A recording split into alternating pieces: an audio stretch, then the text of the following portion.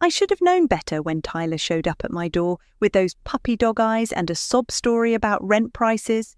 But when your only child stands on your doorstep with his girlfriend's suitcases behind him, begging for just a few months to get back on their feet, what kind of mother says no? My name is Simone, and I'm 49 years old.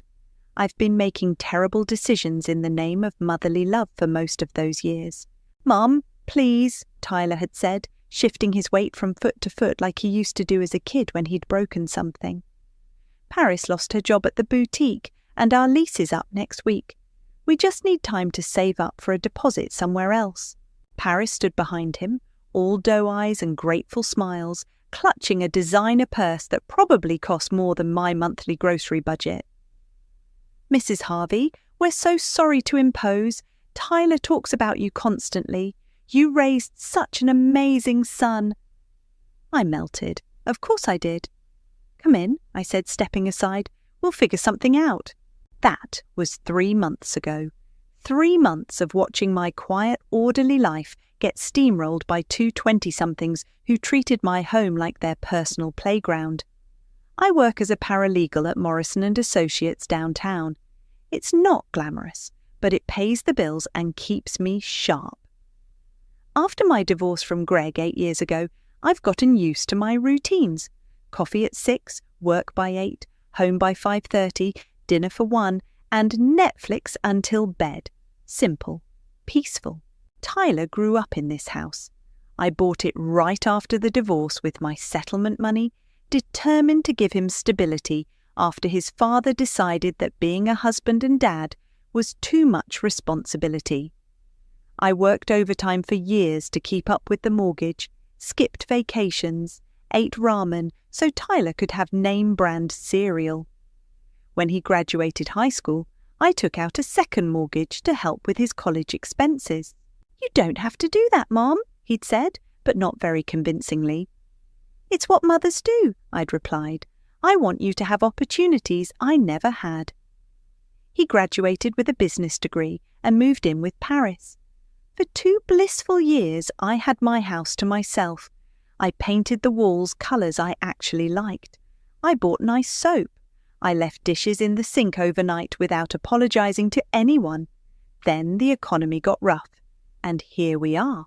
Just temporarily, Tyler had promised. We'll be out of your hair before you know it. The first week was fine. They kept to Tyler's old room, helped with groceries, even cooked dinner a few times. Paris complimented my decorating and asked about my work. I started thinking maybe this could work. Week 2, they rearranged my living room furniture to make better use of the space.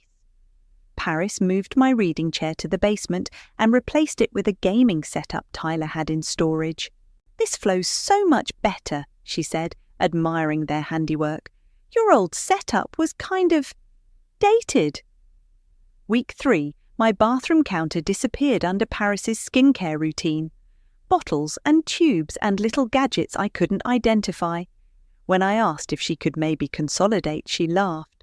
"Oh, Simone, you're so low maintenance. I wish I could be like that, but I have to take care of my skin. Tyler loves that I make an effort." My friend Natasha warned me during lunch at work. "Girl, you need to set some boundaries before they take over completely." "They're just getting comfortable," I said. "It's temporary." Natasha raised an eyebrow. Famous last words. This morning, I walked into my kitchen to find a pile of trash on the floor next to the overflowing can. My refrigerator, which I'd stocked with fresh vegetables and lean proteins over the weekend, was now crammed with energy drinks, leftover pizza boxes, and take-out containers. Tyler was at the kitchen table, scrolling through his phone while eating cereal from my good china bowl. "Tyler, what happened to the trash?" He didn't look up. "Bag was full. I figured you'd handle it when you got up. And my groceries?" "We ate them. Don't worry, we'll replace them eventually." He finally glanced at me, irritated by the interruption. "You're home all day anyway. Just handle it." I stared at him, at my son, who I'd sacrificed everything for, dismissing me like hired help in my own kitchen. "Handle it?" "Yeah, Mum, it's not a big deal." Something cold settled in my chest, something that felt suspiciously like the moment you realise you've been played. I handled it. I handled the trash, the dishes, the sticky counters, and the mysterious stains on my hardwood floors. I handled Tyler's laundry mixed in with mine without asking. I handled Paris using my expensive shampoo and leaving the empty bottle in the shower. By the end of the week, I was handling everything. "Simone, could you grab us some snacks from the store?" Paris called from the couch where she was painting her nails on my coffee table. "We're having people over tonight." "People over?" "Just a few friends, nothing crazy." Tyler emerged from the kitchen with a beer. "Yeah, Mum, just a small thing. You don't mind, right?" I minded. I minded that they hadn't asked. I minded that my Friday night was now going to be spent listening to 20-somethings get drunk in my living room. But I nodded and grabbed my keys. At the grocery store, I found myself buying chips and beer for people I'd never met, using money from my carefully budgeted paycheck. The cashier, a woman about my age, gave me a sympathetic look. "Big party tonight?" Something like that. When I got home, the house was already full of strangers. Music thumped from my speakers, and someone had moved my dining room table to make space for beer pong. Paris was holding court in my kitchen, telling a story about her crazy landlord at her old apartment. "She was so uptight about everything," Paris laughed, "like, it's just normal wear and tear, you know." I set the groceries on the counter and started putting things away. Nobody acknowledged me. I was invisible in my own home. Around midnight, I gave up trying to sleep and came downstairs to find red wine spilled on my cream-coloured rug, a cigarette burn on my coffee table.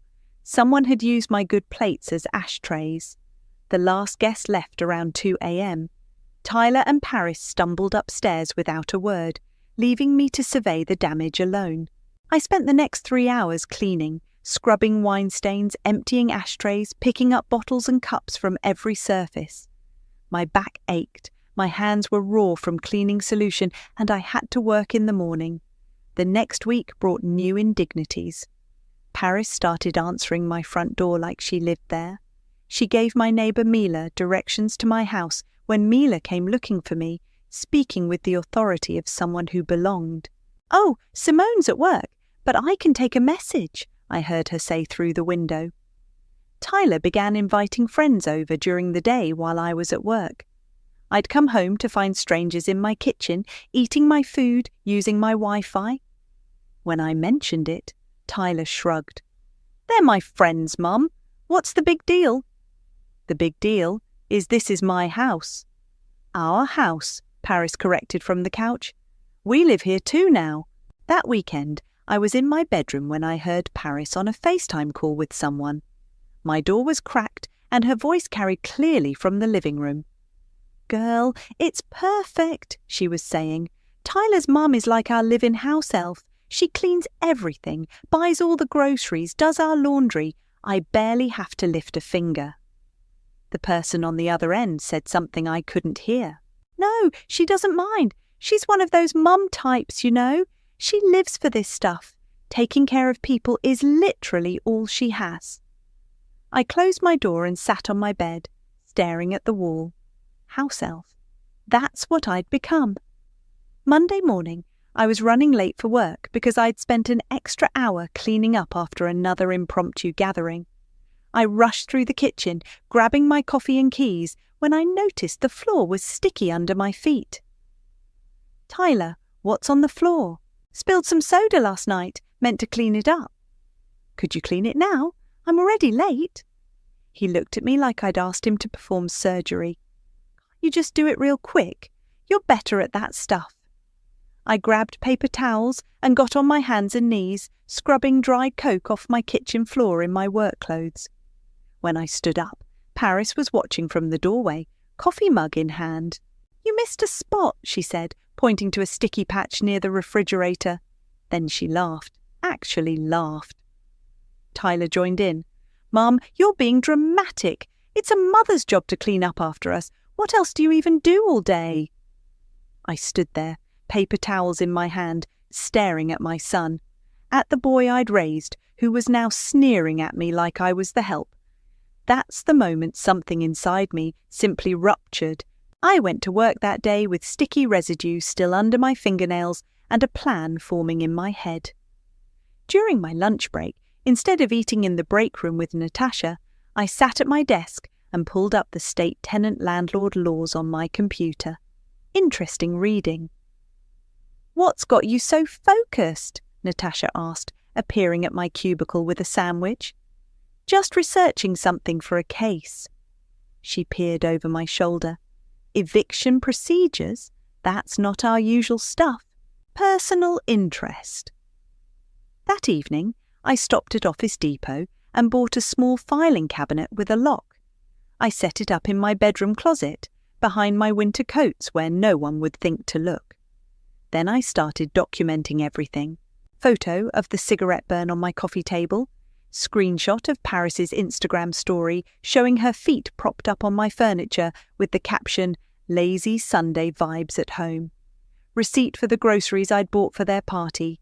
Pictures of the wine stain on my rug that still hadn't come out completely. Every mess became evidence. Every dismissive comment got written down with date and time. I started keeping a notebook in my purse, jotting down details like a detective. Tyler left dirty dishes in sink for 4 days despite multiple requests to clean them. Paris used my car without asking, returned it with empty gas tank. Found strangers in my house again when I came home from work. Tyler claims he forgot to mention they were coming over. 2 weeks into my documentation project, I ran into Damien at the grocery store. We'd gone to high school together, but I hadn't seen him in years. He was in uniform, looking official and competent. "Simone? Wow, it's been forever."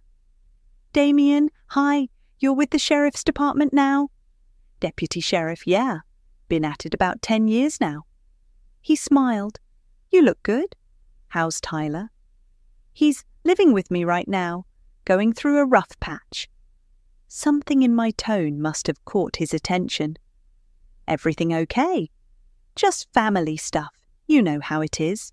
"Actually, I don't. Never had kids. But I deal with a lot of family disputes in this job. Sometimes people need to know their legal options." I looked at him more carefully. "Legal options? Property rights, tenant issues, that sort of thing.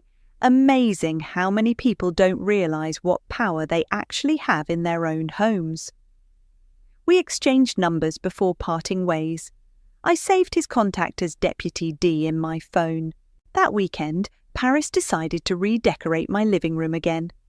I came home from running errands to find my family photos taken down and replaced with abstract art prints she'd bought. "I hope you don't mind," she said, not sounding like she cared whether I minded or not. The old pictures were kind of depressing, all those divorce papers and single mum vibes, you know. She'd put my wedding photo and Tyler's baby pictures in a box by the stairs. "Those are my memories, Paris. And now you have new ones. We're making this place feel more current." Tyler walked in carrying a drill. "We're hanging some shelves too. This place needs more storage." "You're drilling holes in my walls." "Our walls, Mom. We live here too." I picked up the box of photos and carried it to my room. Behind my locked filing cabinet, I added a new entry. "Removed family photos without permission, drilling unauthorized holes in walls." The next Tuesday, Paris threw another party. This time, she didn't even pretend to ask. I came home to find a dozen people in my backyard, music blasting, someone grilling on my patio. "Simone!" Paris waved from my deck chair, drink in hand. "Perfect timing. Could you grab more ice from the freezer?" I stood in my own backyard, being asked to serve drinks to strangers at a party I didn't know was happening. Several people looked at me expectantly, waiting for me to play hostess. "I'm actually pretty tired," I said. "Oh, come on," Tyler called out. "Don't be antisocial. These are our friends." I have work tomorrow. So do we, Paris laughed. Well, Tyler does. I'm still job hunting, but we know how to have fun and be responsible. I went inside and locked my bedroom door. From my window, I could see them partying on my deck, using my furniture, eating my food. Someone had spilled something on my patio table that was already staining the wood. I opened my filing cabinet and added photos of the party to my growing collection. Then I pulled out my phone and texted Damien. Hypothetical question. How long does it take to evict someone in this state? He responded within minutes. Depends on the situation, with proper documentation and legal grounds, about 30 days from filing. I looked at my calendar and counted forward. Only 30 days to go. The breaking point came when I overheard Tyler on the phone with his friend Marcus. Yeah, man, we basically own the place now, Tyler was saying, sprawled across my couch with his feet on my coffee table. Mum's not going anywhere, and she can't exactly kick us out. It's perfect. What do you mean you own it? Marcus asked. I could hear him through Tyler's speaker. I mean, we've been here long enough. Possession is 9/10 of the law, right? Plus, Mum would never actually do anything. She's too soft. I stood frozen in my kitchen doorway, coffee mug in hand. Dude, that's genius. Free rent forever. Exactly. And Paris has been posting about it online. Everyone thinks we bought the place. That afternoon, I did something I'd never done before. I looked up Paris's social media accounts. Her Instagram was a carefully curated collection of photos taken in my house, captioned like she owned it. Sunday morning coffee in our kitchen. Finally have space for all my plants. Loving our new place. The most recent post showed her and Tyler on my front porch, arms around each other, with the caption, Finally, homeowners vibes, exig adulting, as blessed at us our place. 43 likes. 12 comments congratulating them on their new home. I screenshot everything. You need to stop letting them walk all over you, Natasha said when I showed her the post during lunch. This is insane, Simone. They're literally stealing your identity online. I know. So what are you going to do about it? I pulled out my phone and showed her the folder I'd created. Screenshots, photos, receipts, documented conversations. I'm building a case. A case for what? Eviction. Natasha's eyes widened. You're actually going to kick them out. I'm going to follow the law. They're tenants, whether they want to admit it or not. And tenants have obligations. What kind of obligations?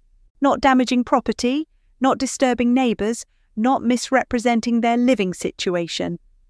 I scrolled through my evidence. They've violated every single tenant responsibility in the book. Girl, you've been holding out on me. When did you become a legal mastermind? When my son decided I was his personal servant. That evening, I printed out every social media post, every photo, every piece of evidence I'd collected. I organised it all in manila folders, labelled and dated. Then I drove to the courthouse. The clerk at the filing window was a tired-looking woman about my age. I need to file for eviction, I said. Rental property? My primary residence. I have tenants who are violating their agreement. She handed me a stack of forms. You'll need to fill these out completely. Filing fee is $85. I sat in the courthouse lobby, filling out paperwork that officially designated me as landlord and Tyler and Paris as tenants. It felt strange writing my son's name in the defendant section. Grounds for eviction, the form asked. I checked multiple boxes: property damage, violation of occupancy terms, misrepresentation of tenancy status, failure to maintain property standards. When I handed the completed forms back to the clerk, she reviewed them quickly. Looks good. You'll need to serve them within 72 hours. Do you have someone who can do that, or do you need the sheriff's department? I have someone. I texted Damien on my way to the car. Are you working tomorrow? I might need that favour we talked about. What kind of favour? The legal kind. He called me 5 minutes later. "Simone, what's going on?" "I filed for eviction today. I need someone to serve the papers." "Against Tyler?" "Against Tyler and his girlfriend. They're tenants now, whether they like it or not." "Are you sure about this? Once you serve those papers, there's no going back." "I'm sure." "Okay, I can serve them tomorrow evening when I get off shift. Fair warning, though, they're not going to take it well." "I'm counting on it." When I got home, Tyler and Paris were in the kitchen making dinner. My kitchen smelled like garlic and wine, and they'd used every pot I owned. "Hey, Mom," Tyler said without looking up. "We're making pasta. There's enough for you if you want some." "That's nice of you." "No problem. Oh, and we invited a few people over this weekend. Nothing big, just a small housewarming thing." Paris looked up from stirring sauce. "I already ordered decorations online. It's going to be so cute. Our first real party as homeowners." I smiled and went upstairs to my room. In my filing cabinet, I placed the court summons in a folder I'd labelled Happy Memories. 24 hours until serving. Then the real fun would begin. Damien arrived at exactly 6 p.m. the next evening, still in uniform. I watched from my bedroom window as he walked up to the front door, official papers in hand. Tyler answered, beer in hand, laughing at something Paris had said behind him. "Tyler Harvey?" "Yeah, that's me. What's up, officer?" "Deputy Burke, Sheriff's Department. I have legal documents for you and Paris Rodriguez." The laughter died. "Legal documents?" "Eviction notice. You're being served." I couldn't hear Tyler's response, but I saw him stumble backward. Paris appeared in the doorway, snatching the papers from Tyler's hands. "What the hell is this?" she shrieked. "Ma'am, those are official court documents. You have 30 days to vacate the premises." "This is a mistake. We live here. This is our house. According to these documents, you're tenants in violation of your lease agreement. You'll want to read through everything carefully." Tyler was scanning the papers, his face getting redder by the second. "Where's my mom?" "I wouldn't know, sir. I'm just serving the papers." "Mom!" Tyler bellowed toward the house. "Get out here right now!" I took my time walking downstairs. When I reached the front door, Tyler was pacing on the porch, papers crumpled in his fist. "What the hell is this?" He shoved the documents at me. "It looks like an eviction notice." "You're evicting us, your own son." "I'm enforcing the law. You're tenants who have violated the terms of your residency." Paris was reading through the papers, her face pale. "Property damage, unauthorized guests, misrepresentation of tenancy status. This is bullshit." "Is it?" I pulled out my phone and showed her the screenshot of her Instagram post. "Finally, homeowners vibes. You told everyone online that you own my house. That was just social media stuff. It doesn't mean anything. It means you committed fraud. You represented yourself as a homeowner when you're actually a tenant." Tyler stepped closer, his voice getting louder. "You can't do this to us. We're family." "Family doesn't treat each other like servants." "We never treated you like a servant." Damien cleared his throat. "Folks, I need to finish serving these papers. Tyler Harvey and Paris Rodriguez, you've been officially notified. You have 30 days from today to vacate the premises." "This is insane," Paris said, tears starting to form. "Simone, we can work this out. We don't need to involve lawyers and courts." "You involved them when you decided to play house in my home without permission." "We had permission. You said we could stay." "Temporarily, to save money for your own place, not to take over my house and treat me like hired help." Tyler crumpled the papers and threw them on the ground. "Fine, we'll leave. But don't expect me to ever forgive you for this." "I don't." After Damien left, Tyler and Paris spent the evening making frantic phone calls. I could hear them through the walls, calling friends, family, anyone who might take them in.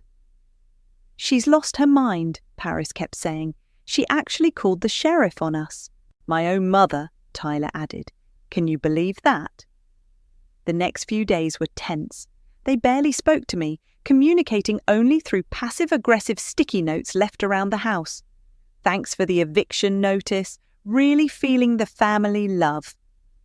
HTT. But they didn't leave. If anything, they seemed to be digging in deeper, making themselves more at home out of spite. "We have 30 days, I heard Paris tell someone on the phone. "She'll change her mind before then. She always does." That weekend, packages started arriving. Party decorations, string lights, a rented sound system. Paris was going ahead with her housewarming party. "You're still having the party?" I asked when I found her hanging streamers in my living room. "Of course. We already invited everyone. Besides, we still live here for another 3 weeks." "This is my house, and we're your tenants, right? That means we have tenant rights. You can't stop us from having guests." She was right, technically. I couldn't legally prevent them from having people over, as long as they weren't violating noise ordinances or damaging property. "Just keep it reasonable," I said. "Don't worry, it'll be perfect." That evening, I sat in my backyard with a glass of wine, watching Mila water her plants next door. "Big party planned?" she asked, nodding toward the decorations visible through my windows. "Not my party." "Ah," she gave me a knowing look. "Want to come over and watch a movie instead? I have wine and popcorn." "That's tempting, but I think I need to stay close to home." "In case of emergencies?" "Something like that." She smiled and handed me a second glass of wine over the fence. "Well, if you change your mind, my door's open." I accepted the wine and settled into my patio chair. From here, I could see Paris arranging flowers in my good vases, Tyler setting up speakers in my living room. Tomorrow was the party, their big celebration of home ownership. I pulled out my phone and checked the calendar. 22 days left on their eviction notice. Perfect timing. The morning of the party, I did something I hadn't done in months. I put on my old wedding ring and the red lipstick I used to wear when I felt powerful. Then I made myself a full breakfast and ate it slowly at my kitchen table while Tyler and Paris rushed around, setting up for their big day. "Mum, could you move your car?" Tyler asked, not looking at me. "People are going to need parking." "I'll move it to the street." "Thanks." He paused. "And maybe, could you just stay upstairs tonight? This is kind of important to us." "I'll stay out of your way." Paris emerged from the bathroom, hair in curlers, wearing my bathrobe. "Simone, I borrowed this. Hope you don't mind." "Not at all." She studied my face suspiciously. "You're being weird. Are you planning something?" "Just planning to have a quiet evening." By 6 p.m., the house was transformed. String lights hung from my ceiling, flowers filled every corner, and a professional-looking charcuterie board covered my dining room table. Paris had even rented real wine glasses to replace my everyday ones. The first guests arrived at 7. I recognized some of Tyler's college friends, but most were strangers. They all seemed to know this was Tyler and Paris's new place. "Congratulations on the house," I heard someone say. "Thanks. We're so excited to finally have our own space," Paris replied. I stayed in the kitchen, quietly washing dishes and observing. From my window, I could see more cars arriving, people carrying bottles of wine and gift bags. "Simone!" Paris appeared in the doorway, slightly breathless. "Could you maybe not hover? This is our night." "I'm just cleaning up." "Well, could you clean up somewhere else? You're making our guests uncomfortable." I dried my hands and moved to the living room, where Tyler was holding court near the fireplace. "The best part about having your own place," he was saying to a group of friends, "is that you can finally make your own rules. No more walking on eggshells around parents, you know." "How did you guys afford it?" someone asked. "The market is crazy right now." "We got lucky," Tyler said. "Sometimes you just have to take control of your situation instead of waiting for permission." At 8:30, Tyler called for attention. He climbed onto my coffee table, wine glass raised. Everyone, can I get your attention? The room quieted. I just want to say thank you all for coming to celebrate with us tonight. This house represents something really important to Paris and me. Speech! Speech! Someone called out. Tyler grinned. Okay, here's to breaking free of old systems. You only grow when you stop listening to your parents and start making your own decisions. Sometimes you have to take what's yours instead of waiting for it to be given to you. The crowd cheered. Paris beamed at him from across the room. And here's to Paris, who taught me that we deserve better than settling for other people's limitations. We're not kids anymore, and we don't need anyone's permission to live our lives. More cheers. Someone started chanting, Tyler, Tyler! Paris made her way to the front of the room. I just want to add, she said, voice carrying over the crowd, thank you to Simi for finally letting go and not hovering anymore. It means so much that she's giving us space to be adults. She raised her glass toward me. To new beginnings! To new beginnings, the crowd echoed. I smiled and raised my own glass of wine. To new beginnings. The party continued around me. I moved through the rooms like a ghost, picking up empty glasses, wiping down surfaces, playing the perfect hostess to a party, celebrating my own displacement. At 9:15, the doorbell rang. I'll get it, I called out, but Tyler was already heading for the door. Probably just more people, he said, swinging it open with a big smile. Damien stood on my porch in full uniform, badge visible, official papers in his hand. Tyler Harvey? Tyler's smile faltered. Yeah? Deputy Burke, Sheriff's Department, I have additional legal documents for you and Paris Rodriguez. The music seemed to get quieter. Conversations stopped as people noticed the uniformed officer at the door. Additional documents, Tyler's voice cracked. Final eviction notice. You have 72 hours to vacate the premises. What? Paris pushed through the crowd, face flushed. 72 hours? The original notice said 30 days. That was before you violated the terms by hosting unauthorized events and continuing to misrepresent your tenancy status. Damien handed her a thick stack of papers. These are the updated terms. Tyler stared at the papers, then at me. There's been a mistake. No mistake, I said calmly, sipping my wine. I just reminded you whose name is still on the mortgage. The silence stretched for what felt like forever. 40 people staring at Tyler holding eviction papers, Paris's face turning red, and me standing there with my wineglass like nothing had happened. This is a joke, right? Someone from the crowd called out. Tyler's hands were shaking. Mom, what the hell? Language, Tyler. We have guests. Guests, Paris shrieked. These are our guests at our housewarming party. Your housewarming party, I corrected, in my house that you're being evicted from. The crowd started murmuring. People were pulling out phones, probably texting about the drama unfolding in front of them. Mom, Damien said to Paris, you need to acknowledge receipt of these documents. I'm not signing anything. You don't have to sign. I just need to confirm you've received them. This is harassment, Tyler yelled. You can't just show up at our party with fake papers. Damien's voice stayed calm and professional. These papers were filed through the county courthouse. They're completely legitimate. But she's my mother. That doesn't change property law, son. I walked to the kitchen and returned with a manila folder. Tyler, would you like to see the evidence? What evidence? I opened the folder and spread photos across the coffee table.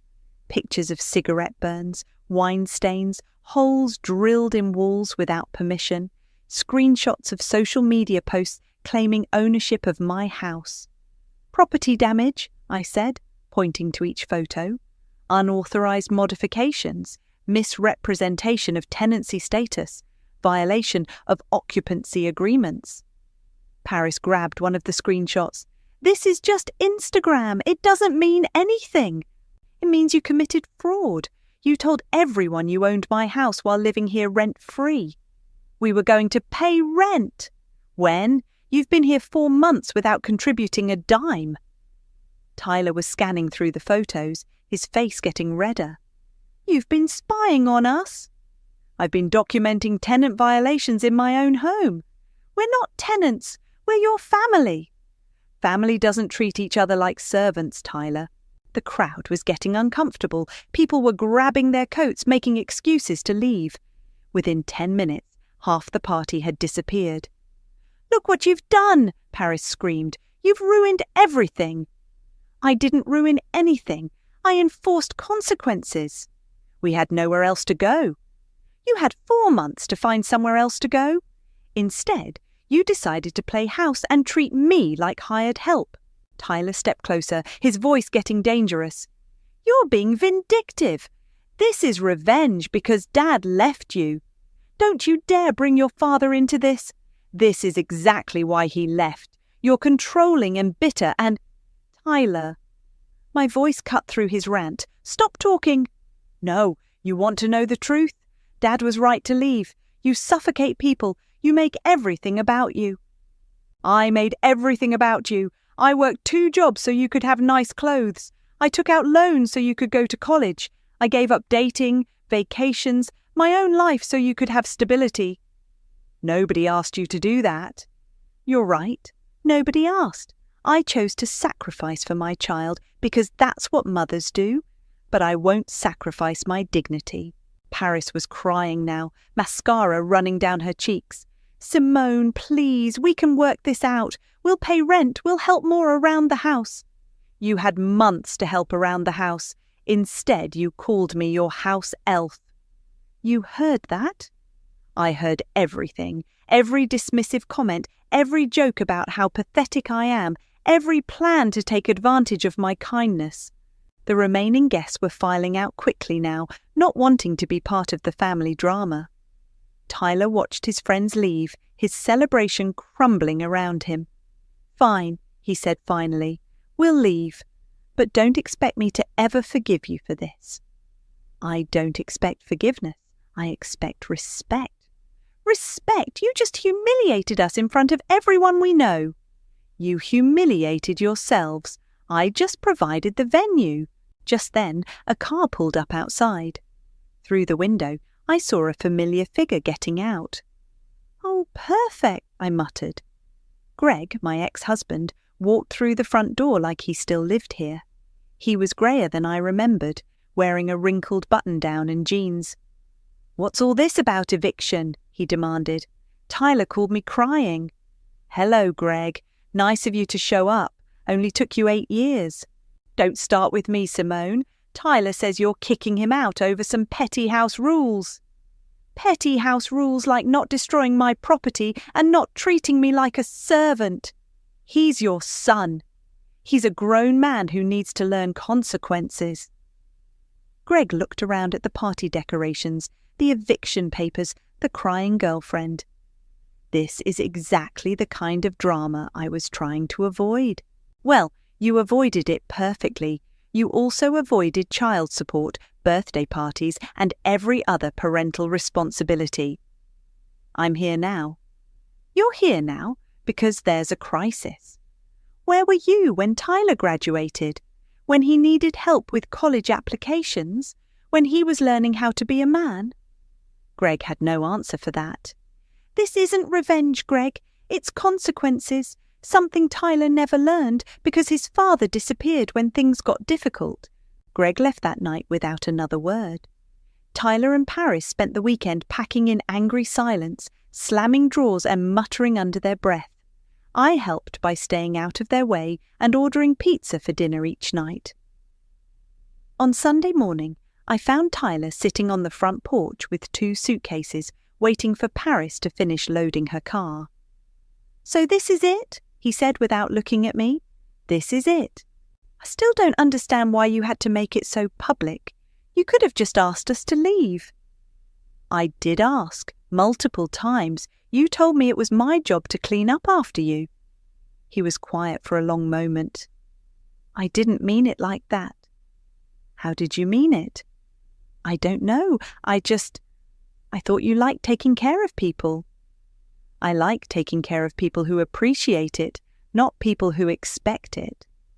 Paris came out dragging a final box, her face puffy from crying. The car's packed. Tyler stood up and shouldered his backpack. We're staying with Marcus for now, until we find our own place. Good, that's what you should have done 4 months ago. Yeah, well, live and learn, right?